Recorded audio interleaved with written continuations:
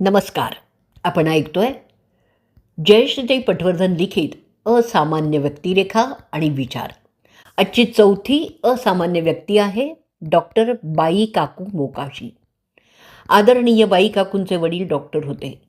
ही मंडळी मूळची तासगावची. पंडिता रमाबाई रानडे या बाई काकूंच्या आत्या होत्या. यांना 5 बहिणी आणि 3 भाऊ. यांचा नंबर 3रा. त्यामुळे ताई, माई आणि या बाई. त्यांचं पहिलं शिक्षण तासगावला झालं, पण पुढील शिक्षण सोलापूरला झालं. त्याचवेळी डॉक्टर मोकाशी हेही सोलापूरच्या मेडिकलला शिकत होते. तिथेच उभयतांचा परिचय झाला. पुढे डॉक्टर मोकाशी यांना TB झाला.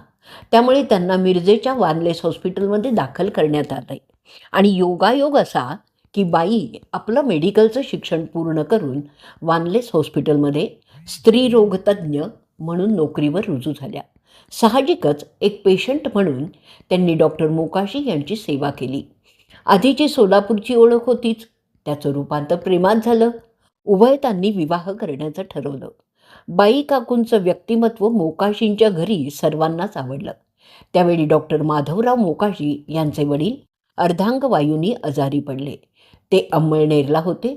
मिरज इथे ट्रीटमेंट घेतल्यानंतर डॉक्टर माधवराव मोकाशींचा TB पूर्णपणे बरा झाला. खरं तर आत्ता एवढी प्रभावी औषधं त्यावेळी नव्हती. शिवाय TB झालेल्या व्यक्तीबरोबर विवाह कसा करायचा हा विचारसुद्धा त्यांनी मनात आणला नाही. हे खरं प्रेम आहे. शिवाय डॉक्टर मोकाशी यांची आई लवकर वारली. त्यामुळे या भावंडांना मोठं करणं ही एक महत्त्वाची जबाबदारी या दोघांवरही होती. पण डॉक्टर बाई काकू म्हणाल्या, मी हे सगळं आनंदाने करीन, तुम्ही काळजीच करू नका. विवाहानंतर त्यांनी बारामती हे गाव निवडलं आणि तिथेच उभयतांनी आपलं हॉस्पिटलही सुरू केलं. आजारी वडिलांना आणि सर्व भावंडांना इकडे आणलं. नवी नवरी असून देखील त्यांनी आपल्या सासऱ्यांची मनोभावे सेवा केली. पुढे ते बारामतीलाच वारले. डॉक्टरांचे 2 भाऊ अजून हायस्कूलमध्ये शिक्षण घेत आहेत. 2 भाऊ तर खूपच लहान होते, पण डॉक्टरबाईंनी हे दीर म्हणजे आपलीच मुलं आहेत असं मानून त्यांना लहानाचं मोठं केलं. त्यांची शिक्षणं केली. त्यांच्या पंखात उडण्याचं बळही भरलं. 1950 ते 1990पर्यंत डॉक्टर बाई काकूंनी बारामतीला प्रॅक्टिस केली. पुढे त्या पुण्याला गेल्या. सर्व दीरांची लग्न त्यांनी लावून दिली. त्यांना स्वाभिमानाने आपल्या पायांवर उभं राहायला देखील शिकवलं. मोकाशी कुटुंब एकमेकांना जोडून ठेवलं गेलं ते डॉक्टर बाईंच्यामुळेच. कुठल्याही दीरावर काहीही संकट आलं तर त्या कुटुंबाला मॉरल सपोर्ट या दोघांनीच दिलेला आहे. लक्ष्मीनगरच्या झोपडपट्टीत जाऊन त्या मोफत औषधं द्यायच्या. एकदा 12 वाजता एक पेशंट आला. बाई एकट्याच. दार कसं उघडणार? तर त्या माणसाने हात पुढे केला आणि ग्रिलमधून मला इंजेक्शन द्या असं म्हणाला. एवढा विश्वास. पेशंट म्हणायचे की डॉक्टर बाई काकूंनी औषध म्हणून पाणी जरी प्यायला दिलं ना तरी आम्हाला गुण येईल. डॉक्टर बाईंचे एक दीर श्रीयुत दिवाकर वालचंदनगरला राहायचे. डॉक्टरबाई कधी वालचंदनगरला गेल्या की कितीतरी लोक त्यांना भेटायला यायचे. सर्व जावांच्या हौशी मौजी बाई काकूच मनापासून करायच्या. आपलेपणा म्हणजे काय असतो ते मोकाशी कुटुंबाकडूनच शिकावं. सहकार नगरमध्ये बाई काकू राहिल्या होत्या. अगदी किरकोळ पैसे घेऊन त्या ज्येष्ठांना औषधं द्यायच्या.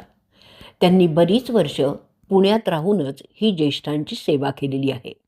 डॉक्टर मोकाशी हे थोडे लवकर वारले. त्यांच्या स्मृतीप्रित्यर्थ बाई काकूंनी बारामतीला हॉस्पिटल काढलं आहे. त्या हॉस्पिटलला जोडूनच एकाने वृद्धाश्रम काढला. अजूनही तो चांगला चाललेला आहे. डॉक्टर बाई काकू आता नाही आहेत, पण त्यांनी दीर जावांच्या संसारासाठी जे केलं ती ही माणसं कधीच विसरणार नाहीत. संत म्हणतात त्याप्रमाणे डॉक्टर पती पत्नींनी आपलं आयुष्य परोपकारासाठीच वेचलेलं आहे. स्वतःला मूलबाळ होऊ दिलंच नाही.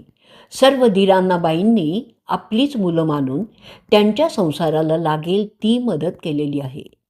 सगळ्या दीरांचे संसार छान उभे राहिल्यावर बाईंनी बारामतीचं आपलं घर सोडलं आणि उर्वरित आयुष्य ज्येष्ठांची सेवा करण्यातच घालवलं. वाट्याला आलेलं कर्म तर त्यांनी उत्तम रीतीने केलंच, पण ज्येष्ठांची सेवा करून परमार्थ देखील साधला. प्रपंच आणि परमार्थ हे दोन्हीही उत्तम तऱ्हेने करणाऱ्या व्यक्ती विरळाच असतात. अशा व्यक्तींबद्दल मन प्रेमाने आणि आदराने भरूनच येतं. अशा व्यक्तींचं कार्य मनात चिरंतर टिकतं. समाजही त्यांना विसरतही नाही. अशा व्यक्तीला आपले कोटी कोटी प्रणाम.